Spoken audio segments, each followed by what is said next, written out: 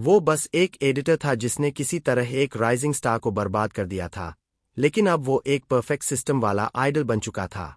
काम के दौरान किसी ने उसका ध्यान खींचा। उसने उसकी तरफ देखकर पूछा कि उसे क्या चाहिए। उसे गौर से देखकर पता चला कि वो थकी हुई थी, लेकिन फिर भी उसने पूछा कि क्या वो अपने दोस्तों के साथ घूमने जा रही है। गुस्से में उसने चिल्लाकर कहा कि अब उसके दोस्त उससे नफरत करते हैं, सिर्फ उसकी वजह से। हमारा लड़का समझ नहीं पाया क्योंकि वो सिंगिंग में अच्छी नहीं थी। उसने पूरी कोशिश की थी कि उसे एक पैशनेट डांसर की तरह दिखाया जाए, भले ही उसका एटीट्यूड इरिटेटिंग था। उसने अपने ग्लासेस ठीक करते हुए कहा कि उसने उसके लिए 4th प्लेस तक सिक्योर किया था, फिर भी वो उसे क्यों ब्लेम कर रही थी। लेकिन लड़की का नजरिया अलग था। गुस्से से कांपते हुए उसने कहा कि लोग सिर्फ ग्रुप को बर्बाद करने के लिए ही उसके लिए वोट करते थे। और भले ही उसने समझाया कि सब कुछ एडिटिंग था, उसके फैंस फिर भी उससे नफरत करते रहे। लड़के को समझ था कि अपकमिंग आइडल के लिए बस और हाइप कैसे बनाई जाती है, और उसे मालूम था कि उस लड़की में पोटेंशियल है।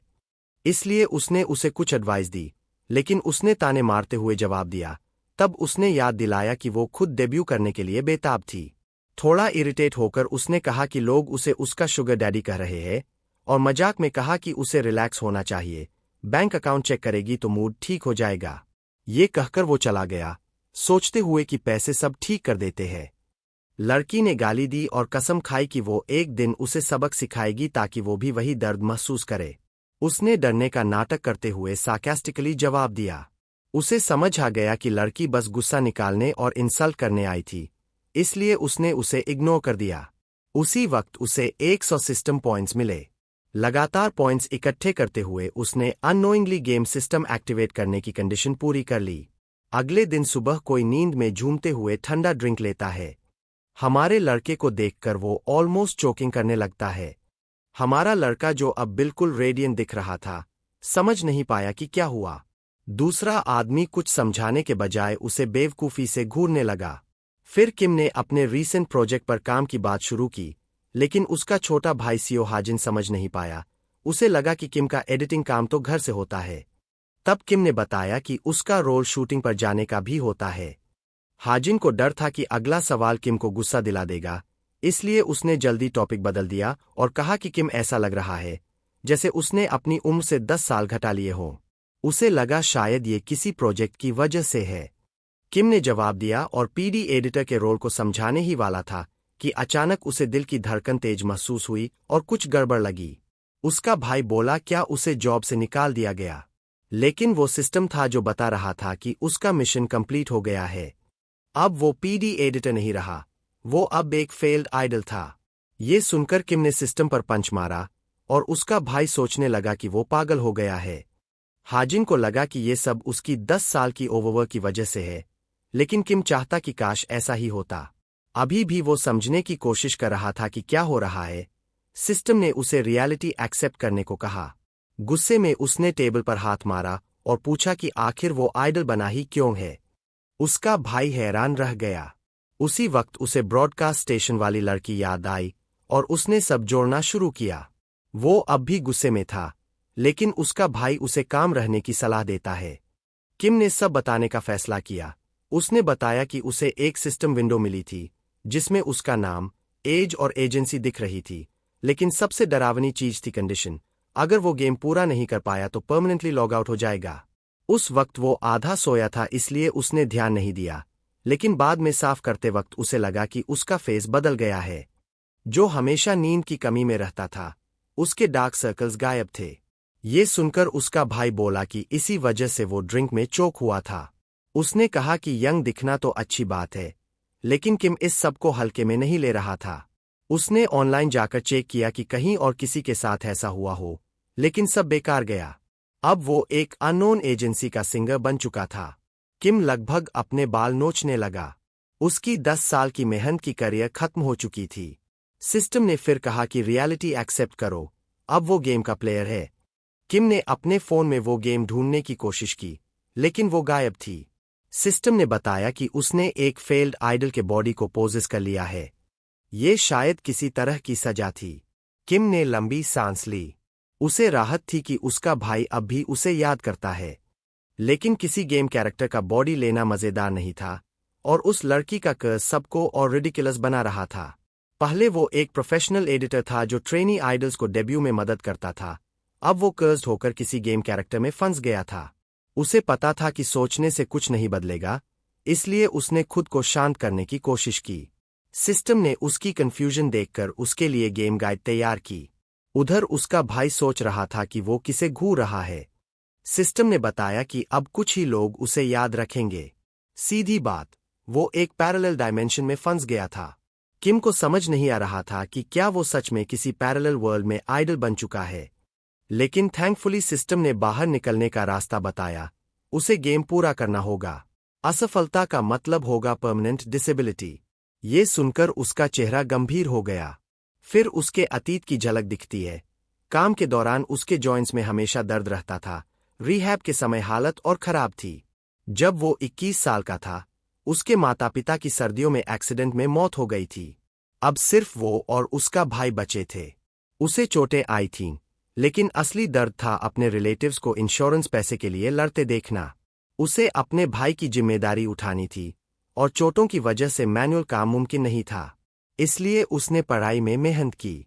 सब कुछ तब बदला जब उसकी टैलेंट पहचानी गई। उसके बनाए एक प्रोजेक्ट ने धूम मचा दी। वो शौक में रह गया। शो की सक्सेस ने उसकी जिंदगी बदल दी। उसकी एडिटिंग अर्निंग $2 से $5,000 तक पहुंच गई थी, लेकिन अब उसकी सारी मेहनत मिट चुकी थी। उधर उसका भाई अब भी किम के सिस्टम विंडो को देख रहा था। परेशान होकर किम ने सिस्टम से पूछा कि जब वो पहले से आइडल है, तो गेम कैसे क्लियर करे। सिस्टम ने उसे सलाह दी कि वो सिनारियो को फॉलो करे। एक्साइटेड होकर सिस्टम पहले से ही उसे कई हाई स्कूल गर्ल्स के फैंटेसी आइडल की तरह देखने लगा था। लेकिन किम ने अचानक स्मोक करने का फैसला किया। सिस्टम ने तुरंत उसे वार्न किया। किम रुक गया, समझ नहीं पाया कि आइडल स्मोक क्यों नहीं कर सकते। उसने दिमाग में आइडल की जिंदगी की कल्पना की और इरिटेशन महसूस की। उसका भाई बीच में बोला और आइडल्स की जिंदगी के डॉस और डोंट समझाने लगा, लेकिन किम ने उसे बीच में ही रोक दिया क्योंकि उसे उसका डिटेल्ड एनालिसिस पसंद नहीं आया। बेचारा भाई चुप हो गया। उसी वक्त किम का पहला मेन सिनारियो आया। उसने लंबी सांस लेकर मिशन एक्सेप्ट किया। उसका भाई थोड़ा चिंतित होकर पूछता है, क्या वो सच में इसे करने वाला है? लेकिन किम के पास कोई चॉइस नहीं थी। जब भाई ने कुछ बेवकूफ़ी भरी बात कही तो किम ने उसे थोड़ा सबक सिखाया। हाथ बांधकर उसने याद दिलाया कि वो कभी किसी चीज में फेल नहीं हुआ, और उसे मीन्स की नहीं बल्कि रिजल्ट की परवाह होती है। अपनी पुरानी जिंदगी वापस पाने के इरादे से वो गेम खेलने के लिए तैयार था। अगले चैप्टर में किम एजेंसी जाने की तैयारी करता है। अब उसे ग्लासेस की जरूरत नहीं थी, इसलिए वो कॉन्फिडेंट और अपने लुक से खुश महसूस कर रहा था। सबवे कैबिन में चुपचाप पहुंचा ताकि किसी का ध्यान न जाए, लेकिन सिस्टम ने ताना मारा। उसने धीरे से सिस्टम से कहा कि लोग आमतौर पर उसे पहचान लेते हैं, लेकिन सिस्टम इंडिफरेंट रहा। हमें पता चलता है कि सिस्टम ने उसे स्टैट्स देखने की परमिशन दी है, क्योंकि उसने पहला टास्क एक्सेप्ट कर लिया था। लेकिन टीजिंग करते हुए सिस्टम ने कहा कि उसकी पॉपुलैरिटी बिल्कुल ट्रैश है। वो पब्लिक में डांस करे तो लोग उसे पागल समझेंगे। ये सुनकर किम गुस्से से भर गया। स्टैट्स देखने पर उसकी सिंगिंग भी रैंक और डांसिंग डी थी, लेकिन सबसे ज्यादा चिंता उसे वैरायटी की थी जो भी रैंक थी, जबकि वो एस रैंक होनी चाहिए थी। आखिर उसके पास एडिटर का अनुभव था। सिस्टम ने फर्क बताया और फिर उसका मिशन दिखाया। Visit and listen to the explanation about the declining idol group, the dawn. Building के बाहर पहुंचकर उसने देखा कि एक मैनेजर उसे हाथ हिलाकर बुला रहा है। वो हैरान रह गया कि मैनेजर खुद बाहर क्यों आया। किम ने विनम्रता से अपना परिचय दिया, लेकिन मैनेजर के शॉक्ड एक्सप्रेशन से उसे समझ आ गया कि उसने कुछ गड़बड़ कर दी। फिर सीन बदलता है और हमें पता चलता है कि वो डी सिटी एंटरटेनमेंट की बिल्डिंग थी, वही कंपनी जिसने द डॉन बनाई थी। कंपनी एक्टर्स की ट्रेनिंग में स्पेशलाइज करती थी, जो उसने ऑनलाइन देखकर कंफर्म भी किया। रास्ते में उसे एक मशहूर एक्टर दिखा जिसे हर कोई जानता था। मैनेजर ने कहा कि अगर वो अच्छा करेगा तो उसकी फोटो भी वहां लगेगी। किम समझ गया कि ये क्लासिक मोटिवेशन ट्रिक है, जो उसने एडिटिंग के वक्त कई बार देखी थी। अब द डॉन पर शॉर्ट बैकग्राउंड बताया गया। चूंकि कंपनी एक्टर्स पर फोकस करती थी, इसलिए उन्होंने एक बार बॉय आइडल ग्रुप बनाने की कोशिश की। किम यानी उसका कैरेक्टर इलनेस के कारण डेब्यू नहीं कर पाया और ग्रुप बुरी तरह फेल हो गया। 6 महीने से वो ग्रुप निग्लेक्ट हो रहा था। उसे राहत मिली कि उसकी वजह से वो फेल नहीं हुए थे। खैर, चेयरमैन किम को देखकर खुश नहीं था। किम को हैरानी हुई कि क्या कंपनी के पास अब भी कोई आइडल ग्रुप है, क्योंकि इतने समय निग्लेक्ट के बाद तो याद भी नहीं रहा। किम ने खुद को संभालकर पोलाइटली ग्रीट किया। चेयरमैन को अचानक उनका डिजास्ट्रस डेब्यू याद आ गया। किम का एक्सप्रेशन डार्क हुआ, लेकिन सिस्टम ने वार्न किया कि गेम तब तक कंप्लीट नहीं होगा जब तक वो ग्रुप ज्वाइन नहीं करता। चेयरमैन प्रोफेशनलिज्म दिखाते हुए कमबैक के खर्चे और कारण समझाने लगा। वो सिर्फ दया में ये कमबैक अलाउ कर रहे थे। किम बस चुपचाप सुनता रहा जब तक कि बूढ़ा आदमी एक लंबा मोनोलॉग नहीं देने लगा। किम ने कंक्लूड किया कि कंपनी पूरी तरह मेस है और इसके पीछे चेयरमैन ही जिम्मेदार है। दोनों तब चौंक गए जब किम ने कमबैक के कॉस्ट और टाइम फ्रेम के बारे में पूछा। उसे पता चला कि उसके पास सिर्फ 6 महीने हैं, जो उसके स्टैट्स को देखते हुए बहुत कम समय था। फिर भी वो शांत रहा।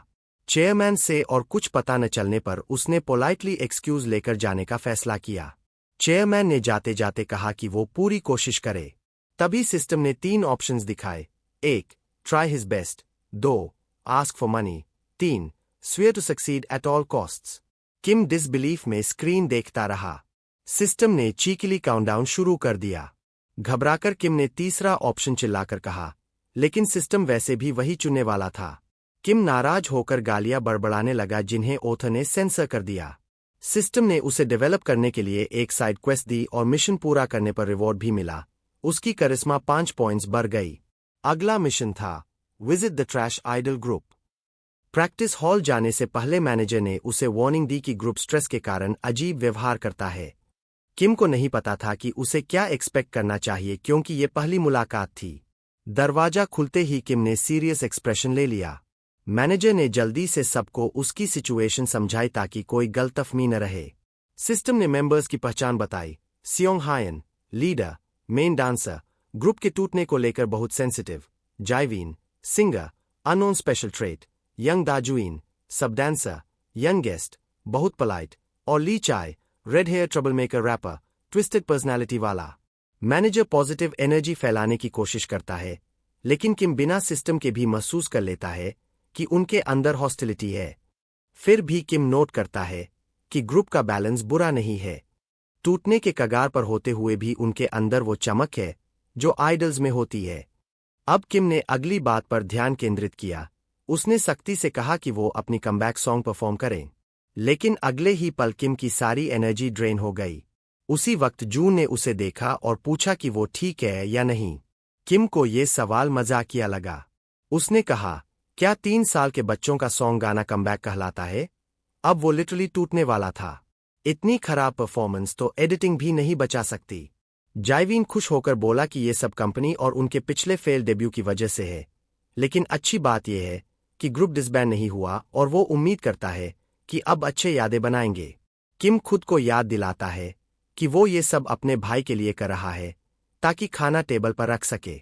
जाइवीन चमकते हुए बोला कि वो अपनी डांस रूटीन दिखाना चाहता है, जो बहुत एडिक्टिव है, लेकिन किम ने साफ इनकार कर दिया। वो बिल्कुल शुरुआत से शुरू कर रहा था और सबसे पहले उसने साफ कहा कि वो लोग पाइनएप्पल कॉस्ट्यूम्स पहनकर डांस नहीं करेंगे। किम की ये एब्सर्ड बात सुनकर मैनेजर शॉक में आ गया। लीडर से ह्यून गुस्से से भर गया। उसने बेचारे मैनेजर को धक्का दिया और गुस्से में किम से कहा कि अगर उसे पसंद नहीं तो निकल जाए। लेकिन सिस्टम ने उसे याद दिलाया कि वो नहीं जा सकता। इसलिए किम ने शांत रहकर रीजन करने की कोशिश की और पूछा कि क्या उन्हें सच में लगता है कि ये कमबैक सॉन्ग सक्सेसफुल होगा। मैनेजर थोड़ा अनश्योर था, लेकिन बोला शायद यूनिकनेस और फ्रेशनेस की वजह से काम कर जाए। से ह्यून ने बीच में ही काट दिया कि उनके पास बस यही सॉन्ग है और बेहतर सॉन्ग लेने का कोई तरीका नहीं। फिर से उन्होंने किम को निकलने का ऑप्शन दिया, जिस पर किम ने समझाया कि कमबैक उसके लिए बहुत इंपॉर्टेंट है, इसलिए जाना पॉसिबल नहीं। प्रोफेशनल तरीके से उसने कहा कि किसी भी इंडस्ट्री में सक्सेस गारंटी नहीं होती, लेकिन सब जानते हैं कि ये सॉन्ग काम नहीं करेगा।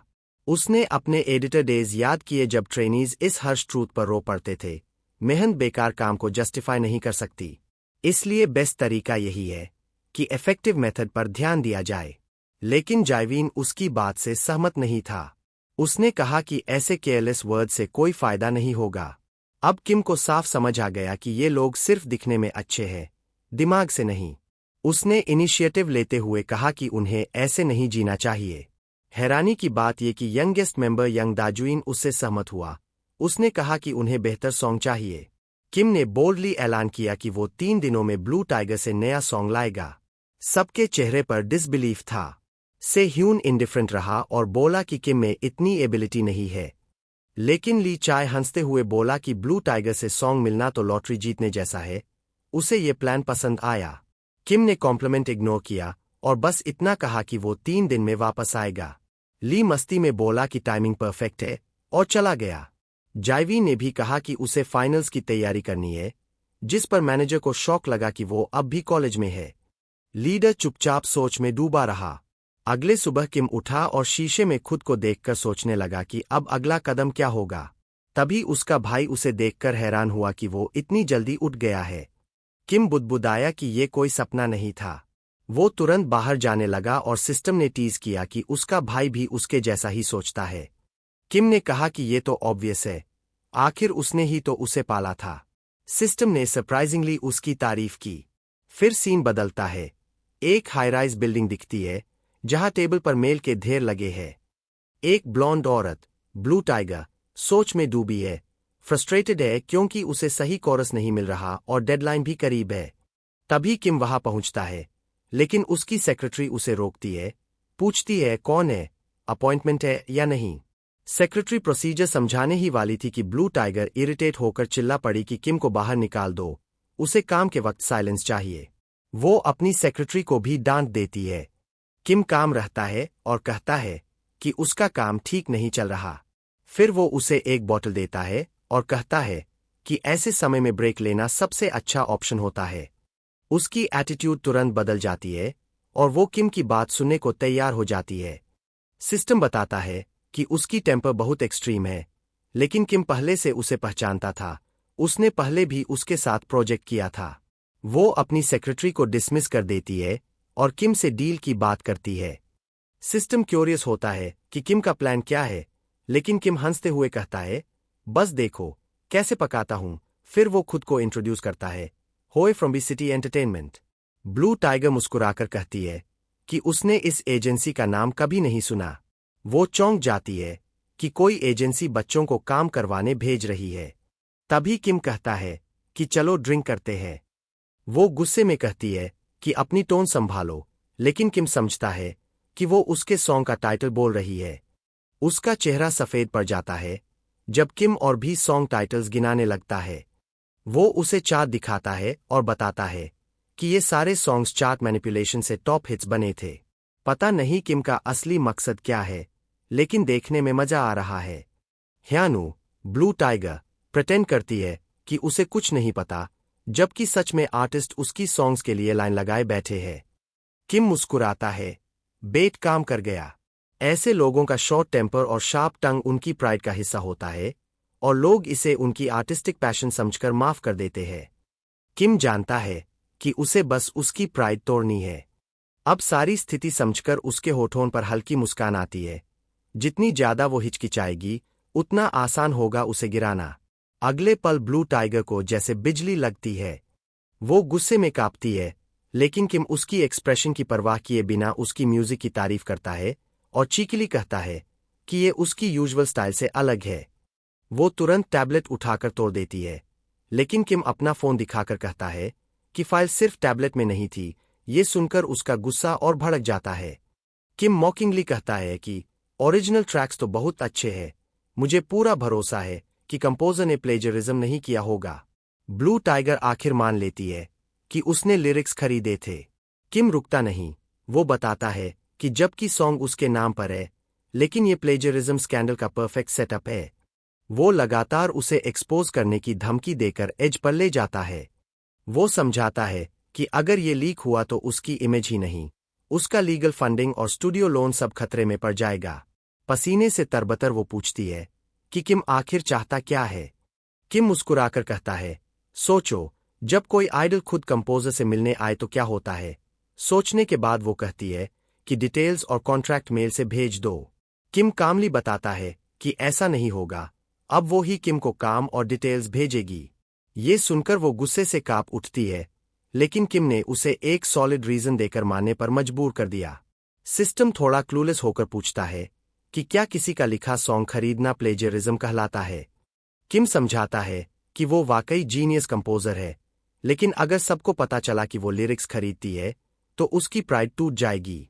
वो टैलेंटेड है, इसमें शक नहीं, लेकिन कॉन्स्टेंट डेडलाइंस ने उसे थका दिया है और अब वो शॉर्टकट्स लेने लगी है। किम बाकी काम से जुड़ी बातें करता है, लेकिन ऑनेस्टली वो ज्यादा मायने नहीं रखती। खैर, सॉन्ग का इशू सॉल्व हो जाता है। अंत में किम उसे अपना कॉन्टैक्ट देता है ताकि डिटेल्स और सबसे जरूरी टूटे हुए टैबलेट का पेमेंट भेजा जा सके। स्पष्ट है कि आज का दिन उसके लिए सबसे बुरा होने वाला है। फिर भी वो खुद को रोकने की कोशिश करती है और कहती है कि बहुत सारे लोग गाने चाहते हैं, तो वो कैसे बस ऐसे ही हमारा लड़का को दे दे। किम की तरफ देखते हुए उसे जिज्ञासा होती है कि क्या वो सच में कोई आइडल है। उसके बोलने के तरीके से उत्साहित होकर किम लगभग अपनी असली पहचान बताने ही वाला होता है कि वो एक एडिटर है। तभी सिस्टम उसे मिशन पर टिके रहने के लिए 3 चॉइसेस दिखा देता है। ये हेल्पफुल सिस्टम हमेशा हमारे लड़के को सही रास्ते पर रखता है।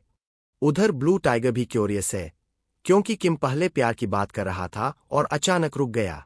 किम उन एब्सर्ड चॉइसेस को देखकर लंबी सांस लेता है। पहले 2 बिल्कुल रिडिकुलस लगते हैं, इसलिए वो तुरंत तीसरा ऑप्शन चुनता है और खुद को एटर्नल स्टार घोषित कर देता है। लड़की का चेहरा पूरी तरह ब्लैंक हो जाता है और माहौल में ऑकवर्ड साइलेंस छा जाती है।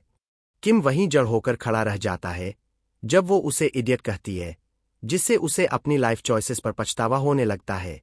किम घर लौटता है और कंपोजर से बात करता है। कुछ बातचीत के बाद वो आखिरकार उसे म्यूजिक फाइल भेज देती है। गाना सुनकर किम शॉक्ड रह जाता है। उसने ये सिर्फ 4 घंटे में बनाया। उसे एहसास होता है कि आर्टिस्ट्स अपनी भावनाएं अपने काम में डाल देते हैं, लॉजिक को छोड़कर।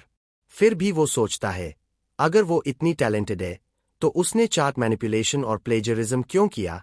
तभी उसका भाई आता है। किम उससे गाने पर राय पूछता है। भाई सुनकर सीधा कहता है, अच्छा था। जब किम पूछता है कि कौन सा हिस्सा अच्छा लगा, तो भाई बस कंधे उचका देता है, मुझे क्या पता। फिर किम कहता है कि कोरस गाकर देखो, लेकिन भाई उलझ जाता है, मैं एक बार सुने हुए गाने का हिस्सा कैसे याद रखूं। किम जवाब नहीं देता क्योंकि यही वो टेस्ट करना चाहता था। तभी भाई याद दिलाता है कि उसका फोन बज रहा है।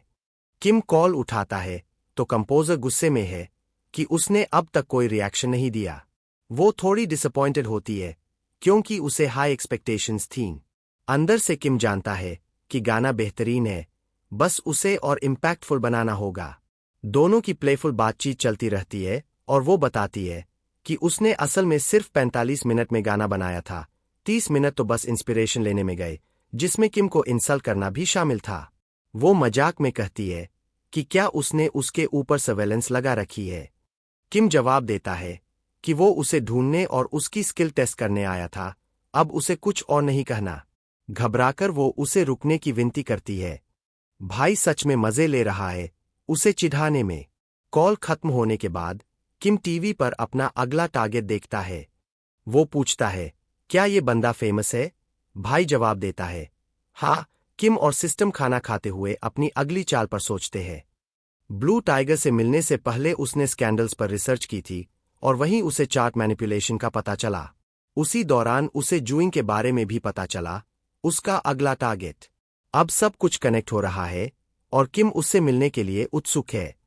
सीन बदलकर कैफे में आता है जहां किम किसी का इंतजार कर रहा है।